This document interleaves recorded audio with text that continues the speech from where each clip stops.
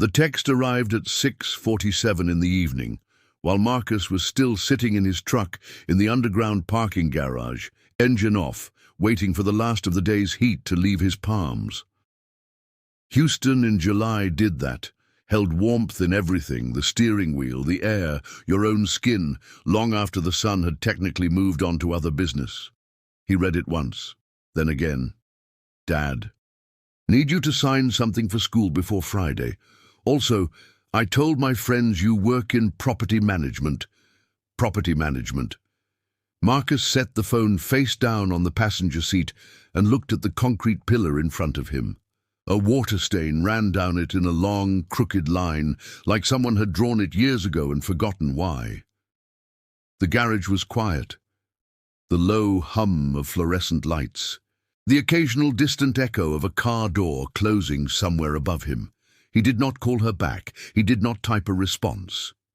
He sat there for another 4 minutes, watching the stain on the pillar, then picked up his jacket from the back seat, clipped his ID badge to his shirt, and walked toward the elevator. Taco. The Meridian Tower was 22 stories of glass and brushed aluminum on the edge of downtown Houston, the kind of building that gleamed during the day and hummed quietly at night.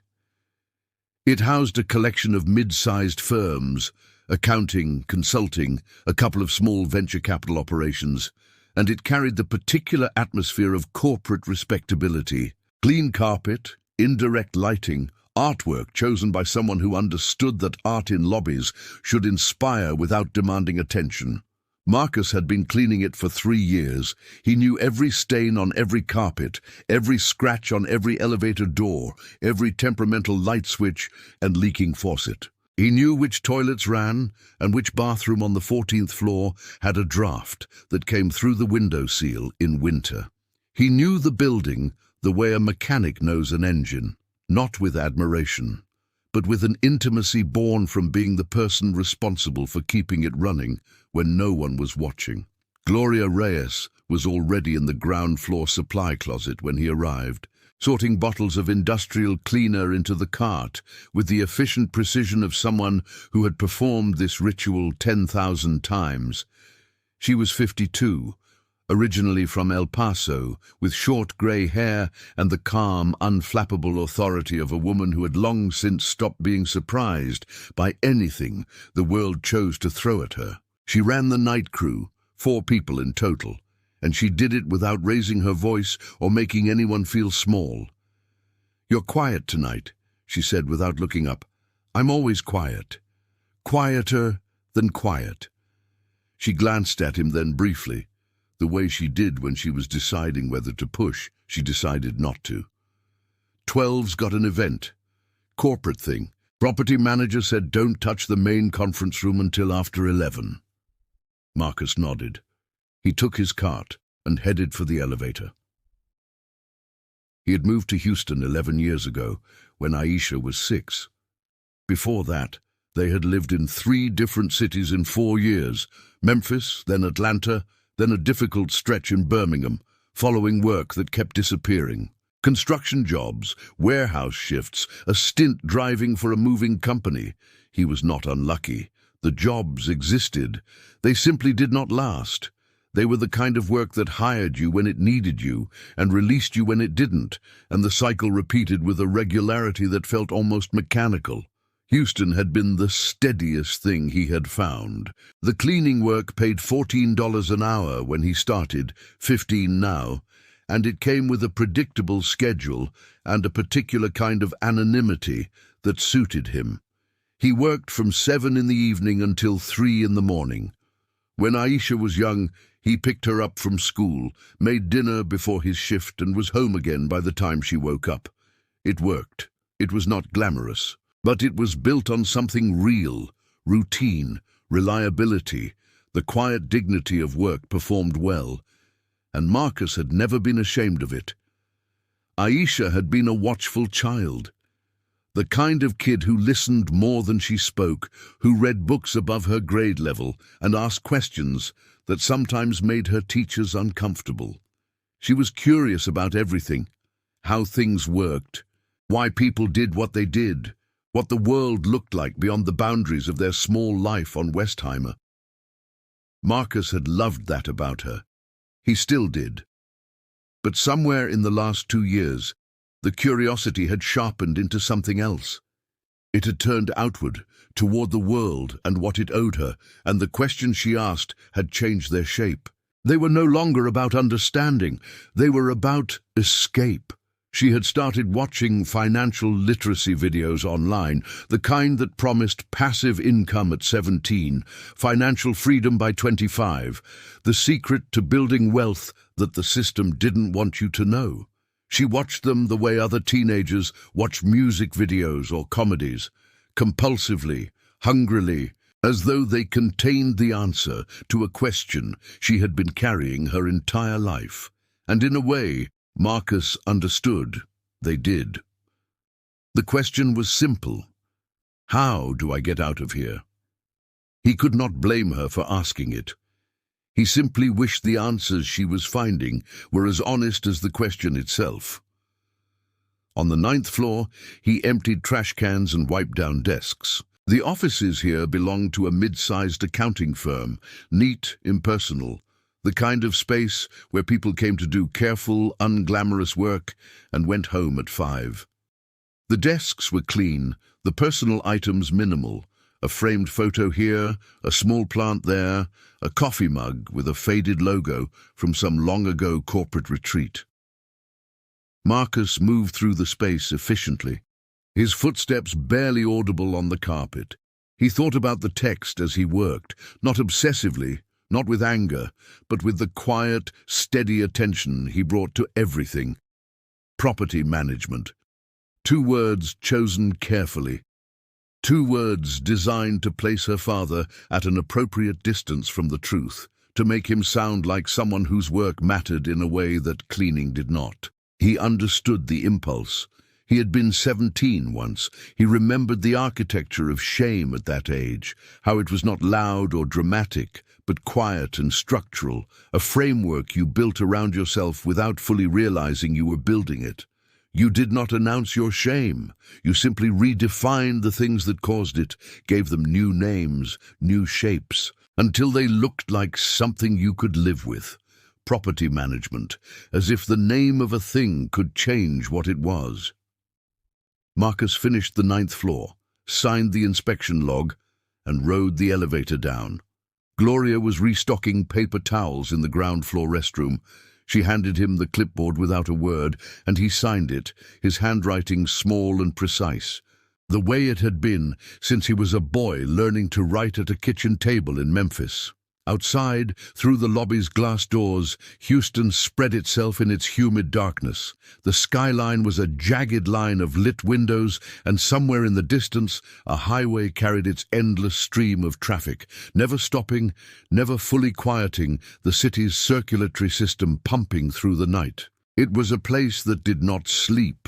It rested, settled into a lower register after midnight, the way a house does when the last light has been turned off.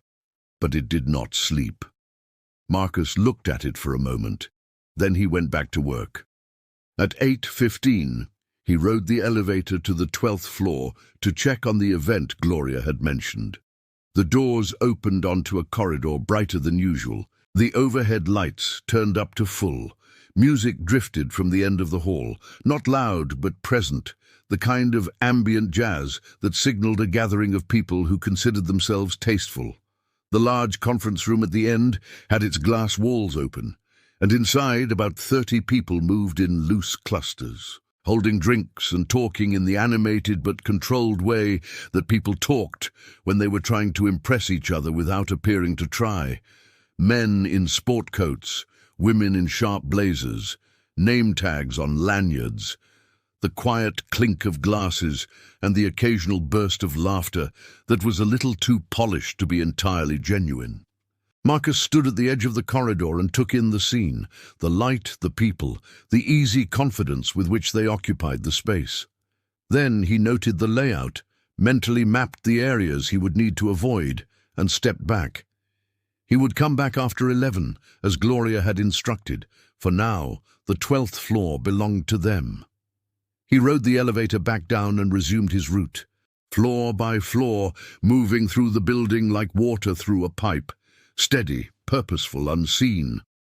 But as he worked, part of his mind stayed on the 12th floor, on the people in that room, with their drinks and their name tags and their easy certainty about where they stood in the world, on the way they filled space, completely naturally, as though the room had been designed for them and no one else.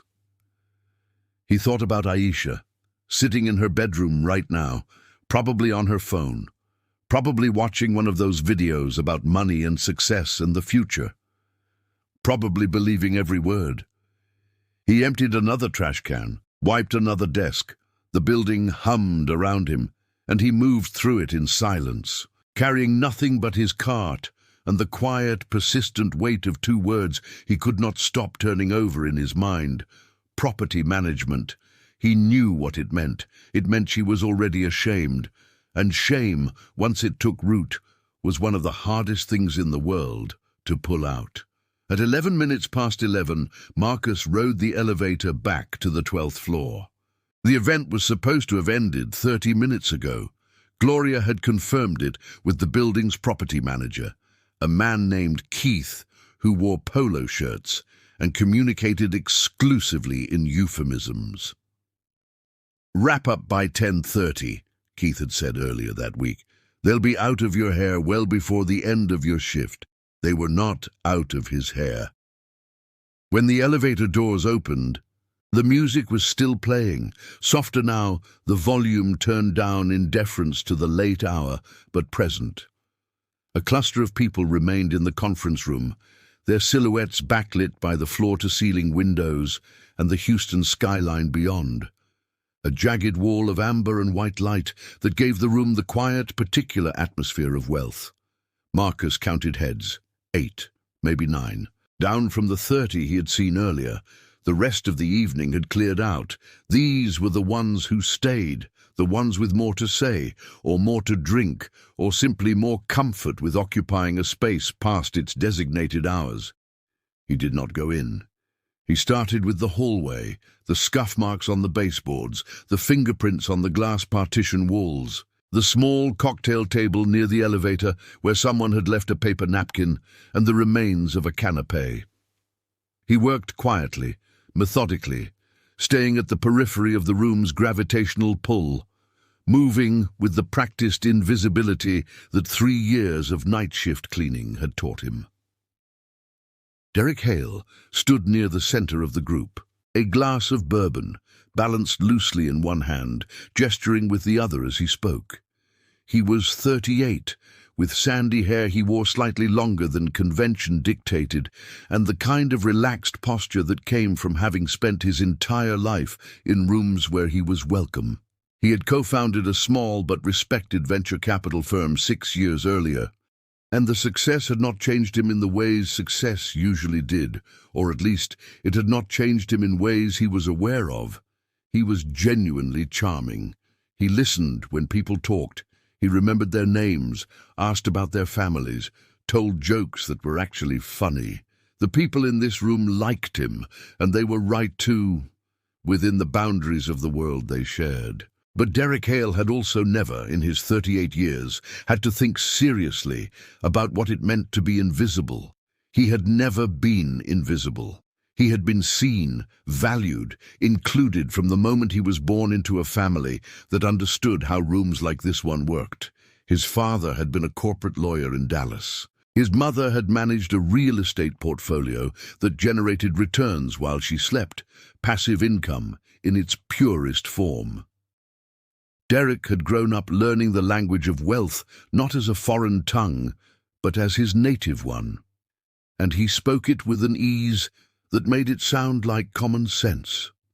Tonight, the conversation had turned, as it often did at gatherings like this, to the philosophy of money, not the mechanics, not taxes or portfolio allocation or exit strategies, but the dream, the idea that wealth could be engineered, that with the right system and the right mindset, a person could build something that worked for them while they rested.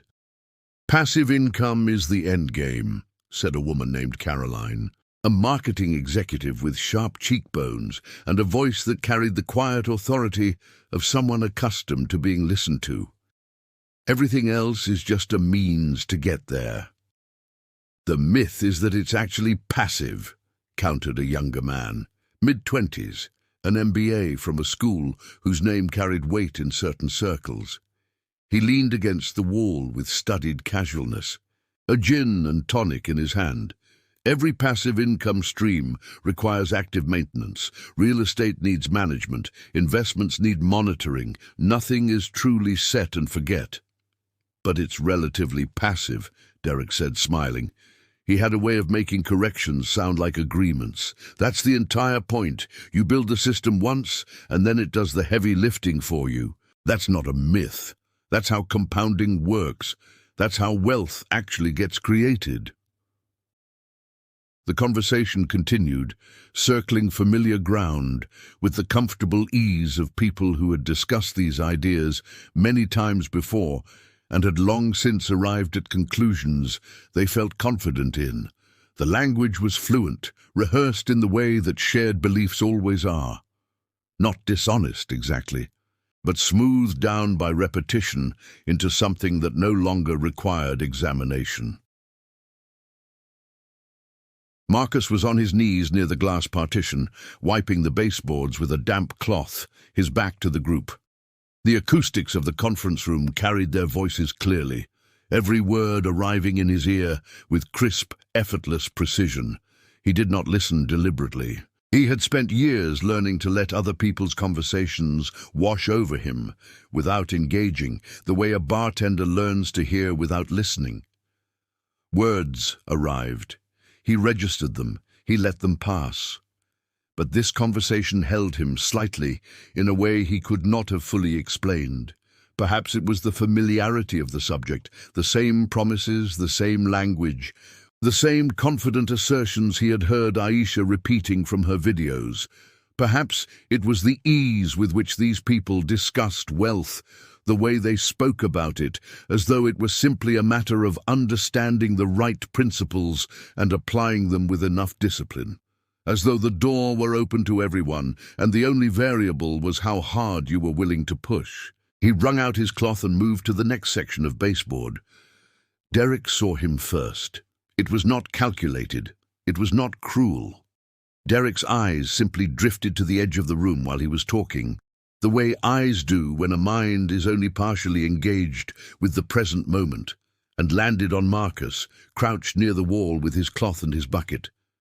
For a second, nothing happened. Derek registered the image, a man in work clothes, cleaning, quiet, peripheral, and filed it away without thought. Then Caroline said something about passive income being the great equalizer, how anyone with discipline and the right knowledge could build it, and Derek laughed. The laugh came out slightly too sharp, and something in his mind, some instinct for entertainment, for the spontaneous moment, clicked into place. "You want a real test?" he said, loud enough for the group to hear. He nodded toward Marcus with a casual tilt of his head. "Ask him." A few people turned to look. A ripple of amusement passed through the group, not cruel laughter, but the reflexive social kind, the kind that said, "This is unexpected, and unexpected things are entertaining." The MBA straightened up from the wall, grinning with the easy confidence of someone who had never been laughed at in a room like this one. "Hey," he called out, his voice carrying across the polished floor.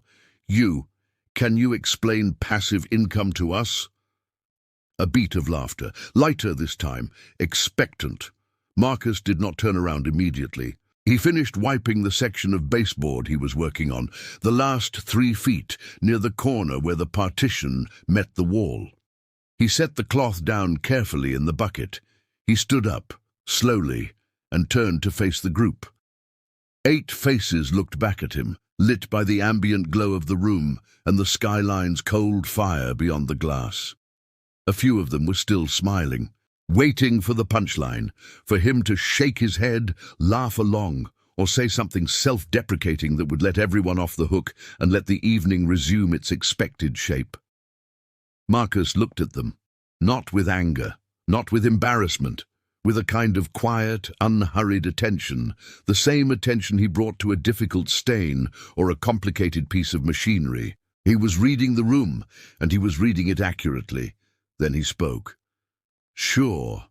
His voice was even, unhurried, pitched at a volume that required the room to go slightly quieter to hear him clearly. "Passive income. Everyone here knows the definition. Money you earn without actively working for it. Investments, rental properties, royalties, dividends. You build a system, and it generates returns on its own. That's the idea." He paused. "Let it settle. But here's the thing nobody says out loud. Every dollar of passive income has an active dollar behind it. Someone built the product you're investing in. Someone manages the property you're collecting rent from. Someone maintains the infrastructure that makes your returns possible. Someone cleans the office where the decisions get made. He let that land. The income is passive on your end. It is never passive on theirs. It never has been. The real question isn't how to make your income passive. The real question is whose work you are making invisible when you do." The room was quiet. Not the quiet of offense, not exactly. It was the quiet of people who had just been handed a piece of information they had not asked for and did not know how to put down. A simple statement. An obvious observation, once you heard it. And yet no one in the room had ever said it out loud, in a space like this, with this kind of clarity. Derek's glass had stopped halfway to his lips. His expression was not anger. It was not condescension. It was something closer to recognition, a flash of something he had never seen before, arriving without warning or invitation, and settling somewhere behind his eyes, where it would stay longer than he expected. Caroline opened her mouth, closed it. The MBA shifted his weight against the wall. For 3 seconds, maybe 4, no one spoke. The skyline burned silently beyond the glass. Then someone, toward the back of the group, laughed.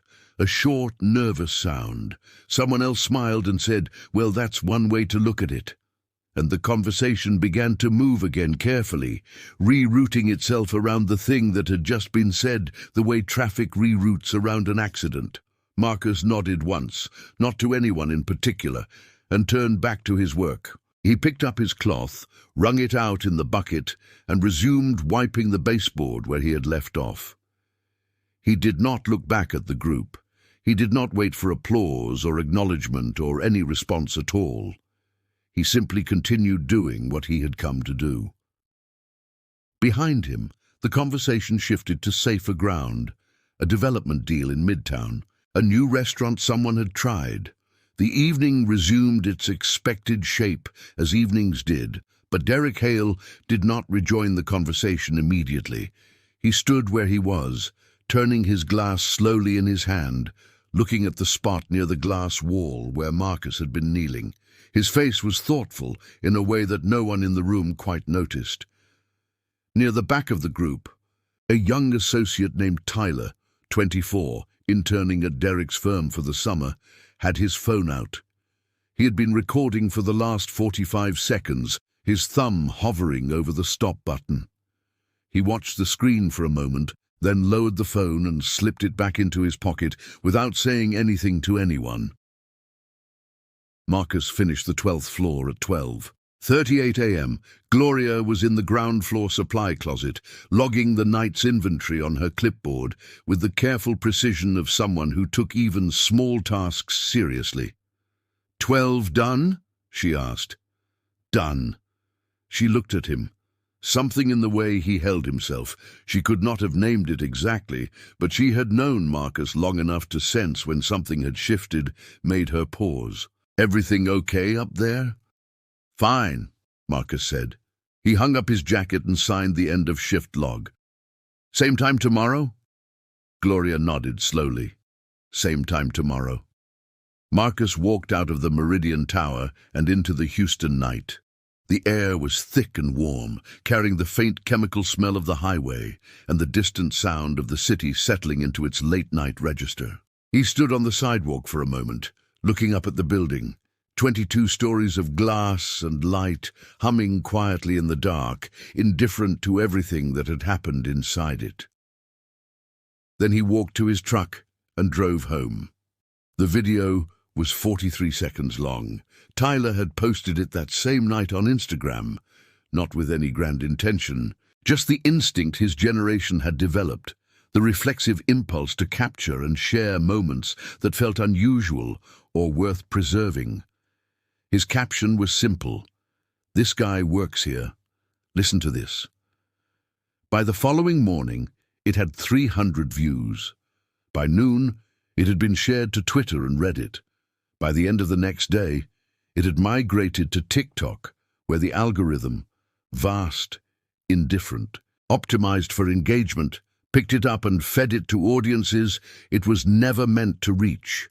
2 million views by the end of the week, 3 million by the end of the following one. Marcus did not know about the video until the following evening. He spent the day the way he always did on his days off, sleeping until noon, waking to an apartment that was too quiet in the particular way.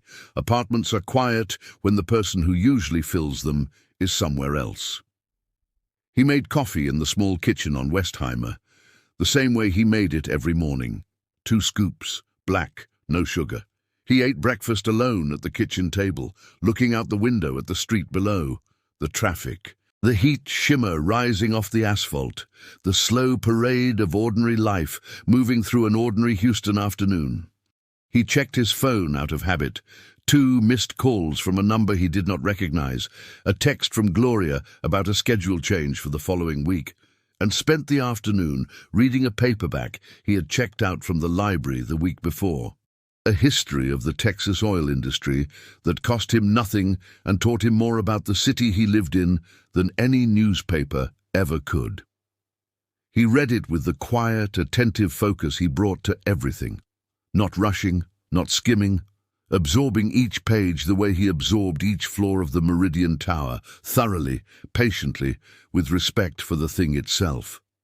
He did not check social media. He had never been drawn to it, and what little time he spent on his phone was usually consumed by practical matters, bills, schedules, the occasional text exchange with Aisha that had grown shorter and more perfunctory over the past year, like a conversation slowly running out of things to say. Aisha saw the video at 2:15 p.m. during lunch period at her high school. Her friend Destiny showed it to her on her phone, laughing as she handed it over. "Girl, isn't that your dad's building? Look at this." Aisha watched the video without expression. 43 seconds. A man she recognized, not just by face, but by the particular way he moved, the set of his shoulders, the quiet economy of his gestures. Standing in a conference room full of people in expensive clothes, speaking in a voice she had heard every day of her life. The income is passive on your end. It is never passive on theirs. Destiny was still talking. Something about how crazy it was, how the guy just said it like that, calm as anything, and how it had already gotten like 1 million views. But Aisha had stopped listening. She watched the video again, and then a third time, her face very still, her eyes moving across the screen with an attention she usually reserved for things that confused her. She handed the phone back to Destiny without a word and spent the rest of the lunch period staring at the table, turning something over in her mind that she could not quite name. And that evening, Marcus was lacing up his boots in the living room getting ready for his shift, when Aisha appeared in the kitchen doorway. She was still in her school clothes, dark jeans and a grey hoodie, and her expression was the carefully neutral one she wore when she was working hard not to reveal what she was feeling. Marcus knew that expression well. He'd been reading it for years, watching it develop from something simple and open into something more complex and guarded, the way a landscape changes over seasons. "Dad," she said. "Hey." He did not look up from his boots. "How was school?" She did not answer. She stood in the doorway with her arms crossed, and for a moment the only sound in the apartment was the refrigerator's low, mechanical hum, and the muffled traffic from Westheimer outside the window. "Someone sent me a video today," Aisha said. Marcus looked up. "Of you, at work, talking to some investors." He held her gaze. He did not look away, did not shift uncomfortably, did not reach for an explanation or a deflection. He simply waited, the way he waited for things, with patience and without pretense. "It has like 2 million views, Dad." He nodded slowly. "Okay. Okay?" Her voice went up, just slightly, the controlled edge of someone fighting to keep their emotions from showing. "That's all you have to say? What do you want me to say, Aisha?" She uncrossed her arms and then crossed them again. Her jaw was tight. "Everyone at school saw it. Destiny, Marcus Jr., everyone. And now they all know you're a cleaner." The word came out with a weight that surprised even her. Not contempt exactly, but something close to it. The sound of a door she had been holding shut, swinging open against her will. "I told them you worked in property management," she continued, quieter now. "I said that because I didn't want—" She stopped, drew a breath through her nose. "Because I didn't want them to know what you actually do." The words settled into the kitchen like something dropped from a height. Not loud, not violent, just heavy and real and impossible to take back. Marcus finished tying his boot. He sat up straight and looked at his daughter, really looked at her, and saw the layers beneath the anger. The shame, yes, but also something that looked almost like grief. Grief for a version of her father she had constructed in her own mind and could no longer maintain. "I know," he said quietly. "You know?" She stared at him. "You just know? And that's it? What do you want me to do, Aisha? Apologize for answering a question someone asked me? I want you to understand what this does to me." The words came out louder than she intended, and she stopped herself, pressing her lips together. The apartment was very quiet around them. Marcus stood up. He walked to the kitchen, poured himself a glass of water from the tap, and drank half of it slowly. He set the glass down and turned to face her, leaning against the counter with his hands at his sides. "You know why I said what I said in that room?" he asked. Aisha looked at him but did not speak. "Because your grandfather asked me that same question once, a long time ago, when I was about your age." Robert Cole had been a mechanic in Memphis, a quiet, deliberate man with large, capable hands and a laugh that came out rarely but genuinely, usually in response to something that had genuinely caught him off guard. He had worked at the same auto repair shop on South Shelby Street for 22 years, fixing other people's cars with a skill and patience that bordered on devotion. He made $40,000 a year. It was enough to live on, barely. In a small house on the south side of the city, where the summers turned the air thick and heavy, and the winters were cold enough to matter, but never cold enough to stop you. In 2003, when Marcus was 19, Robert discovered passive income.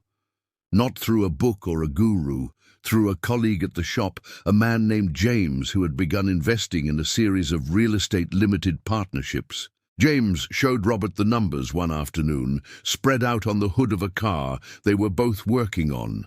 Projected returns, tax advantages, the way money could theoretically multiply while you slept. The projections were optimistic, but not dishonest. The product was legitimate, offered by a legitimate company, with terms that were technically transparent if you knew how to read them. Robert listened carefully, the way he listened to everything, with the full, undivided weight of his attention, and he believed what he heard.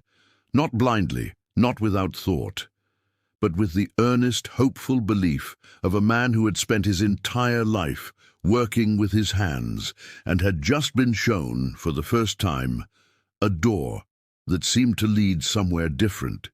He invested. Quietly.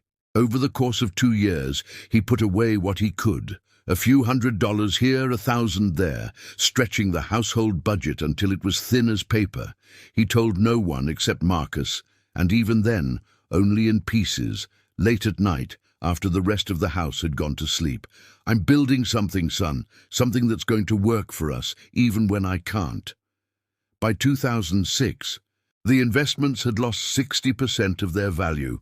By 2008, they were gone entirely, wiped out not by fraud, not by carelessness, but by the ordinary, predictable mechanics of a system that had never been designed to protect people like Robert Cole. He did not collapse. He did not drink or rage or disappear into self-pity. He simply went back to work the way he always had, fixing cars with the same steady hands, and he never spoke about the money again. Not once, not to Marcus, not to anyone. But something changed in him, something small and internal that Marcus noticed over the years that followed. A quietness that was different from his natural quiet, a way of looking at things, advertisements, conversations about wealth, the promises that arrived in the mail and on television, with an expression that was not quite cynicism, but something adjacent to it. A recognition that the world had offered him a promise, and had kept the cost of that promise hidden until it was too late to turn back. Robert died in 2019 at 61. A heart attack, the doctor said. He'd been working overtime shifts for 3 years, trying to recover ground that could not be recovered. The doctor said his heart had been under strain for a long time. Marcus told Aisha all of this, not in one speech, in pieces, the way the story had come to him over the years, fragment by fragment, assembled slowly from what Robert had said and what he had not said, and what Marcus had understood only after his father was gone. He sat at the kitchen table and talked, and Aisha sat across from him and listened, and the apartment was very quiet around them, just the refrigerator and the traffic, and the two of them in a small kitchen on Westheimer, connected by blood and history, and a story neither of them had ever spoken aloud before. When he finished, Aisha was looking at her hands, folded on the table. She did not cry. She did not say anything for a long time. Finally, she looked up. "So you think passive income is a lie?" she said. It was not quite a question. Marcus shook his head slowly. "No, I think it's real. I think it works. For some people, for people who already have money to invest, who already understand how the system works, who already have something to fall back on if it doesn't." He paused, choosing his words with the same care he brought to everything. "What I think is a lie is the idea that it's available to everyone, that it's the great equalizer, that anyone, anywhere, with enough discipline and the right information, can build it." He looked at her steadily. "It's not a lie because it doesn't work. It's a lie because it leaves out the part about who it works for." Aisha held his gaze for a long moment. Then she stood up, pushed her chair back from the table, and walked out of the kitchen. He heard her bedroom door close, not slammed, just closed, softly, with a care that was somehow harder to bear than anger would have been, and then the apartment was quiet again. Marcus sat at the table for a while longer. The glass of water was still in front of him, half full. Outside, Westheimer carried its endless stream of headlights past the window, and the city went on doing what it always did, moving, building, spending, dreaming, indifferent to the small, private weight of one man sitting alone in a kitchen, wondering if he had said too much or not enough. A week passed. The video continued to spread, not explosively, but with the steady, quiet persistence of things that touched something people recognized but could not quite articulate. By the end of the second week, it had been viewed over 4 million times. A handful of small media outlets wrote short pieces about it. Someone made a compilation video of moments that changed how people think about money. A financial influencer with nearly 1 million followers reacted to it on YouTube, calling it the most honest thing anyone had ever said about passive income in plain English. None of this reached Marcus directly. He did not watch the reaction videos or read the articles. He learned about the attention obliquely. From Gloria, who mentioned it one evening with a raised eyebrow and the careful neutrality of someone who was impressed, but understood that certain men did not want their dignity made into a spectacle. "Apparently you're famous," she said, sorting bottles into the cart. "I'm not famous," Marcus said. "People are saying you are." "People say a lot of things, Gloria." She looked at him for a moment, then shrugged and went back to her clipboard. She had known Marcus for 3 years. She understood that he was not a man who needed the world's attention. He needed his work, his routine, and his daughter. Everything else was noise. And Derek Hale spent the days after the event in a state of quiet distraction that his business partner Chris noticed but did not comment on. It was not guilt exactly, or not only guilt. Derek had not set out to embarrass Marcus. The joke had been offhand, thoughtless, the kind of casual assumption that people in his position made dozens of times a day without registering it as an assumption at all. It had simply not occurred to him that the man with the mop might have something to say worth hearing. That assumption, that certain people were background, scenery, a part of the environment rather than participants in it, was so deeply woven into the way Derek moved through the world that he had never examined it. It was invisible to him, the way water is invisible to a fish. Marcus's answer had made it visible. He thought about the words for days, not because they were angry or accusatory. They were not, and that was precisely what made them difficult to dismiss. There was no grievance in Marcus's voice, no demand for sympathy or recognition, just clarity. A simple, devastating reframing of something Derek had believed his entire professional life, delivered without malice and without any apparent need for validation. Whose work are you making invisible when you do? On Thursday afternoon, Derek sat alone in his office on the 8th floor of a building downtown and opened his investment portfolio on his laptop. He looked at the numbers, the returns, the dividends, the steady, passive accumulation of wealth that had been growing quietly for years, and tried for the first time to trace the money backward, past the returns, past the companies, past the products and the platforms and the algorithms, down to the actual human labor that made all of it possible. The workers in the warehouses, the drivers on the highways, the maintenance crews, and the custodians and the people who kept the machinery of the economy running while everyone else slept.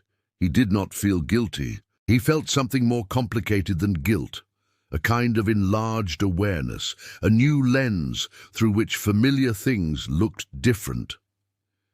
He did not sell his investments. He did not call Marcus or seek him out or make any grand gesture. He simply sat with what he had heard and let it change the shape of his thinking quietly, the way real changes usually happen. Not all at once, but gradually, in the space between one thought and the next.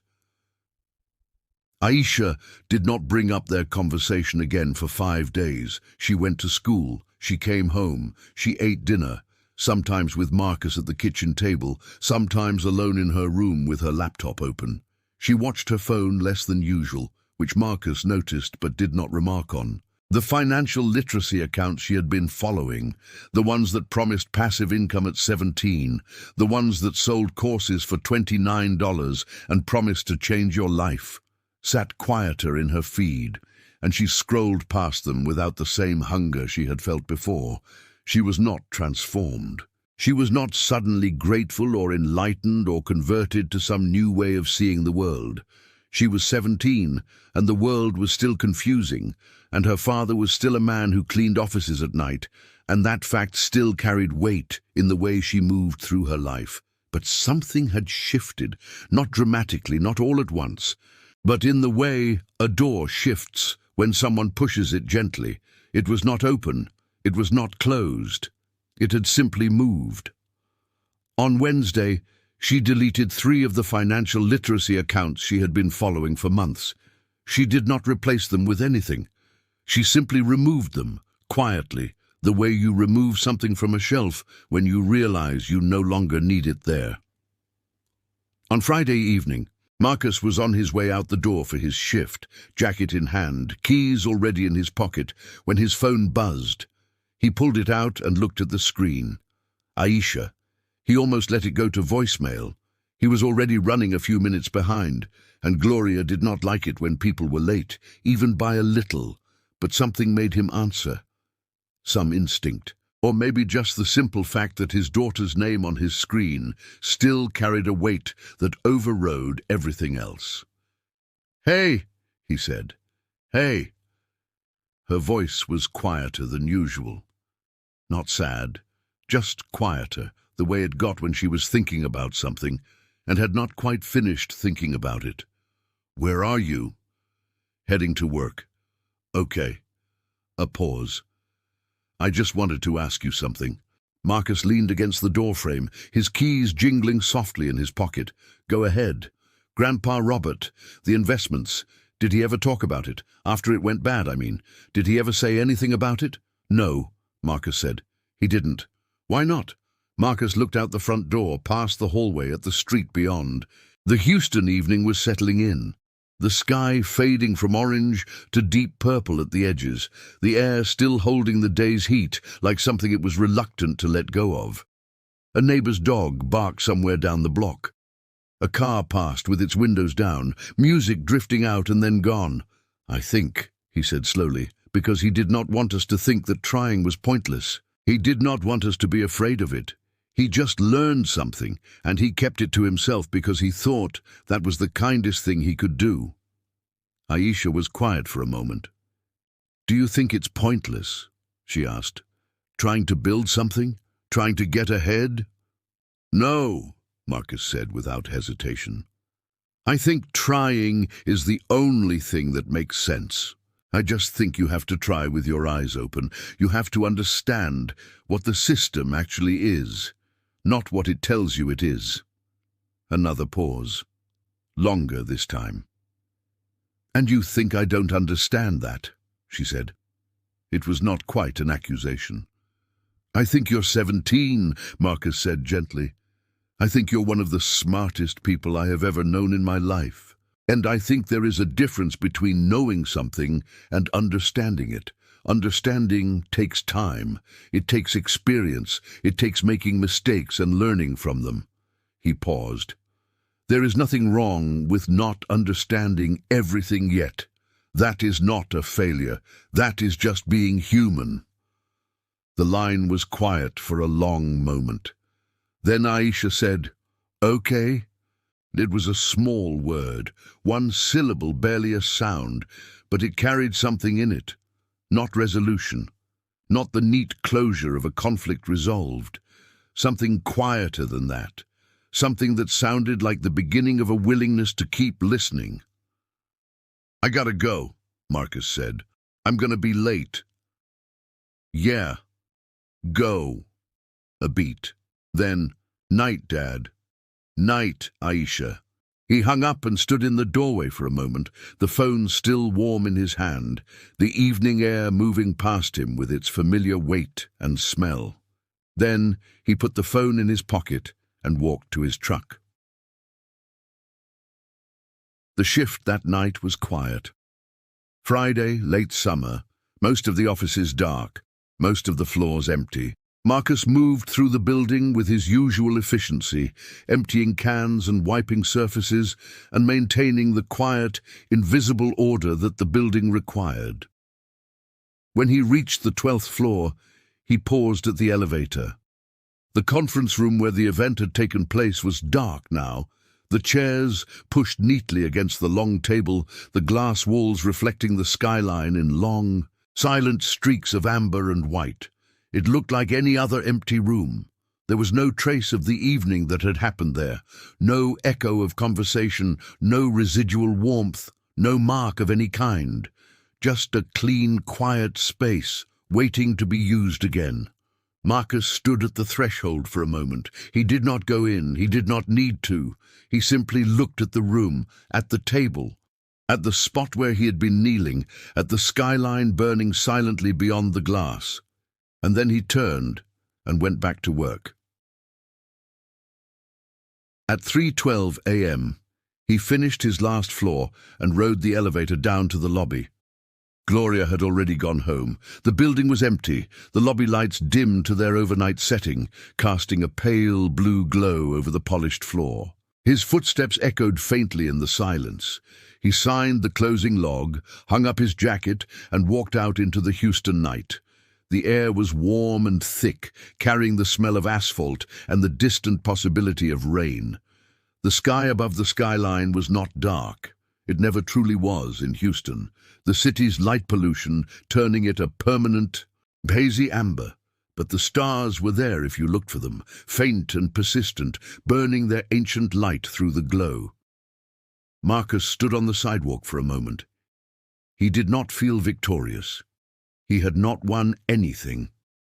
The video would eventually disappear from the internet's attention, replaced by something newer and louder. The investors on the 12th floor would return to their work, their portfolios, their quiet accumulation of returns. The system would continue doing what it had always done, rewarding those it was built to reward and asking certain questions of no one. But Aisha had called him, not about a permission slip, not about logistics or schedules or the small administrative details of a shared life. She had called because she wanted to ask him something. She had called because, for the first time in a long while, she wanted to hear what he thought. It was not everything. It was not even close to everything. But it was a start. Marcus walked to his truck, started the engine, and pulled out of the parking garage into the early morning streets. The city was beginning to wake, the first pale suggestion of dawn pressing against the eastern sky, the first cars appearing on the highways, the first workers arriving for the shifts that would fill the buildings he had spent the night making clean. Houston stirred, enormous and indifferent and alive, doing exactly what it had always done. He drove home, through the quiet, and the city carried on around him, and the morning came in slow and warm and ordinary, the way mornings always did.